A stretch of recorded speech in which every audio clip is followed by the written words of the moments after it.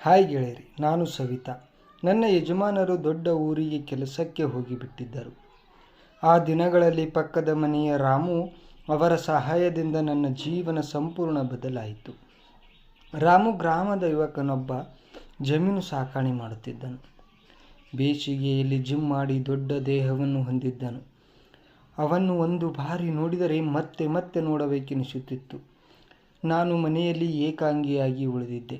ಕಲ್ಯಾಣದ ನಂತರ 8 ತಿಂಗಳಾಗಿತ್ತು. ಮಳೆಗಾಲದ ಜುಲೈ ತಿಂಗಳಿನಲ್ಲಿ ಗಾಳಿ ಬೀಸುತ್ತಿತ್ತು.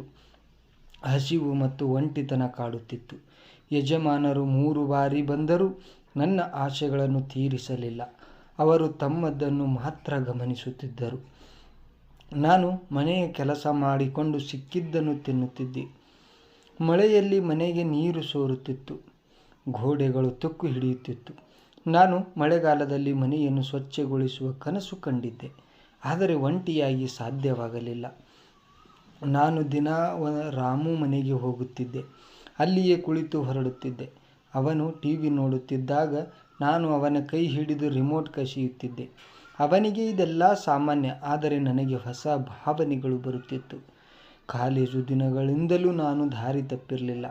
ಆದರೆ ಈಗ ಒಂಟಿತನ ಕಾಡತೊಡಗಿತು. ಹೊರಗೆ ಪ್ರವಾಸ, ಪಾರ್ಕ್, ಹೋಟೆಲ್ಗಳಿಗೆ ಹೋಗಿರಲಿಲ್ಲ. ಏನಾದರೂ ಮಾಡಿ ದಾರಿ ಕಂಡುಕೊಳ್ಳಬೇಕೆಂದು ಯೋಚಿಸತೊಡಗಿದೆ. ಒಂದು ದಿನ ಯಜಮಾನನಿಗೆ ಆರೋಗ್ಯ ಸಮಸ್ಯೆಯಾಗಿ ಆಸ್ಪತ್ರೆಗೆ ಹೋದರು. ಎಲ್ಲರೂ ಊರಿಗೆ ಹೋಗಿಬಿಟ್ಟರು. ಇದೇ ಸರಿಯಾದ ಸಮಯ ಎಂದು ಯೋಚಿಸಿದೆ. ಪಕ್ಕದ ಮನೆಯವರಿಗೆ ನನ್ನ ಮನೆಯಲ್ಲಿ ಮಳೆ ನೀರು ಸೋರುತ್ತಿದೆ, ರಾಮುನನ್ನು ಕಳುಹಿಸಿ ಎಂದೆ. ಅವರು ಖುಷಿಯಾಗಿ ಕಳುಹಿಸಿದರು. ರಾಮು ಬರುವ ಮುಂಚೆ ಮನೆಯಲ್ಲಿ ಹಳೆಯ ತೊಟ್ಟಿಗಳು, ಧೂಳು, ನೀರು ತುಂಬಿದ ಪಾತ್ರೆಗಳನ್ನು ಅಲ್ಲಲ್ಲಿ ಇಟ್ಟೆ. ಅಡುಗೆ ಮನೆಯಲ್ಲಿ ಕಿರಾಣಿ ಸಾಮಾನುಗಳನ್ನು ಚೆಲ್ಲಿದೆ. ರಾಮು ಬಾಗಿಲು ತೆಗೆದು ಒಳಗೆ ಬಂದನು. ಮಳೆಯಲ್ಲಿ ತೊಯ್ದು ಬಂದಿದ್ದನು. ನಾನು ಮನೆ ಕೆಲಸ ಮಾಡುತ್ತಿದ್ದಂತೆ ನಟಿಸಿದೆ. ಬಾರೋ ರಾಮು, ಮಳೆ ನೀರು ತೆಗೆಯೋಣ, ಇದನ್ನೆಲ್ಲ ಅಟ್ಟದ ಮೇಲೆ ಇಡು ಎಂದೆ. ಅವನು ಸಹಾಯ ಮಾಡುತ್ತಿದ್ದಾಗ ನನ್ನ ಸೌಂದರ್ಯ ಮಳೆ ಬೆಳಕಿನಲ್ಲಿ ಸ್ಪಷ್ಟ ಕಾಣುತ್ತಿತ್ತು. ಅವನು ನನ್ನನ್ನು ನೋಡುತ್ತಾ ನಿಂತಿದ್ದನು. ನೀರು ತೆಗೆಯುವಾಗ ಸಮಯ ಸಿಕ್ಕಾಗೊಮ್ಮೆ ಅವನು ನನ್ನ ಸೌಂದರ್ಯವನ್ನು ಕಣ್ತುಂಬಿಕೊಳ್ಳುತ್ತಿದ್ದನು. ಮನೆ ಸ್ವಚ್ಛಗೊಳಿಸಿದ ನಂತರ ರಾಮು, ನಾನು ಹೋಗ್ತೀನಿ ಎಂದನು. ನಾನು, ಇನ್ನೂ ಕೆಲಸ ಉಳಿದಿದೆ ಎಂದೆ. ಆಗ ನಾನು, ನೀನು ಏನೋ ನೋಡುತ್ತಿದ್ದೆ ಎಂದು ಕೇಳಿದೆ. ಅವನು, ಯಾವುದರ ಬಗ್ಗೆ ಎಂದನು. ನೀರು ತೆಗೆಯುವಾಗ ನೀನು ನನ್ನನ್ನು ನೋಡುತ್ತಿದ್ದೆ ಅಲ್ಲವೇ ಎಂದೆ. ಅವನು, ಏನಿಲ್ಲ ಎಂದನು. ನಾನು ನಿನ್ನ ಮನೆಯಲ್ಲಿ ಹೇಳುತ್ತೇನೆ ಎಂದೆ. ಅವನು ಭಯದಿಂದ, ಬಿಟ್ಟು ಬಿಡಿ, ನನ್ನಿಂದ ತಪ್ಪಾಯಿತು, ಕ್ಷಮಿಸಿ ಎಂದು ಮುಖ ಸಪ್ಪೆ ಮಾಡಿದನು. ನಾನು, ಹಾಗಿದ್ದರೆ ಒಂದು ಕೆಲಸ ಮಾಡುವೆಯಾ ಎಂದೆ. ಅವನು, ಸರಿ, ನೀವು ಹೇಳಿದ್ದು ಮಾಡ್ತೀನಿ ಎಂದನು. ಮನೆಯಲ್ಲೇ ನಾನು ಪೂರ್ತಿ ಸೌಂದರ್ಯ ತೋರಿಸಿದೆ. ಅವನು ಗಾಬರಿಯಾಗಿ ನಿಂತಿದ್ದನು. ಇಂತಹ ಸೌಂದರ್ಯ ಮೊದಲು ನೋಡಿಲ್ಲ, ಸಿನಿಮಾದಲ್ಲಿ ಮಾತ್ರ ನೋಡಿದ್ದೆ ಎಂದನು. ನಾನು, ಭಯಪಡಬೇಡ, ಯಾರಿಗೂ ಹೇಳಬೇಡ ಎಂದು ಮಾತು ಪಡೆದೆ. ಅವನು ಶ್ರದ್ಧೆಯಿಂದ ಎಲ್ಲ ಕೆಲಸ ಮಾಡಿದನು.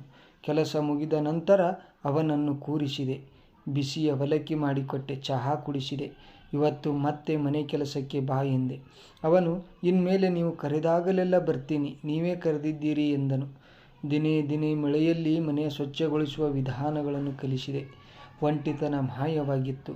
ನಾನು ಸಂತೋಷ ಪಡುತ್ತಿದ್ದೆ. ಒಂದು ದಿನ ಯಜಮಾನರು ಊರಿಗೆ ಬಂದರು. ಆದರೆ ನನ್ನ ಜೀವನ ಬದಲಾಗಿತ್ತು. ರಾಮು ಸಹಾಯದಿಂದ ಮಳೆಗಾಲದ ಒಂಟಿತನ ಮಾಯವಾಗಿತ್ತು. ಈಗ ನಾವು ಗ್ರಾಮದಲ್ಲಿ ಒಟ್ಟಿಗೆ ಸುಖವಾಗಿ ಜೀವಿಸುತ್ತಿದ್ದೇವೆ. ಯಜಮಾನರು ಮತ್ತೆ ಊರಿಗೆ ಹೋಗಿದ್ದರು. ರಾಮು ನನ್ನ ಜೀವನದಲ್ಲಿ ಇದ್ದಾನೆ ಫ್ರೆಂಡ್ಸ್. ಈ ಕತೆ ಇಷ್ಟವಾದರೆ ಇದಕ್ಕೊಂದು ಲೈಕ್ ಕೊಟ್ಟು ಚಾನಲ್ ಸಬ್ಸ್ಕ್ರೈಬ್ ಮಾಡಿಕೊಳ್ಳಿ. ಇದೇ ರೀತಿಯಾದಂಥ ಇಂಟ್ರೆಸ್ಟಿಂಗ್ ಕತೆಗಳಿಗಾಗಿ ಬೆಲ್ ಐಕನ್ ಒತ್ತಿ. ಮತ್ತೆ ಮುಂದಿನ ವಿಡಿಯೋದಲ್ಲಿ ಸಿಗೋಣ. ಅಲ್ಲಿವರೆಗೂ ಬಾಯ್ ಬಾಯ್.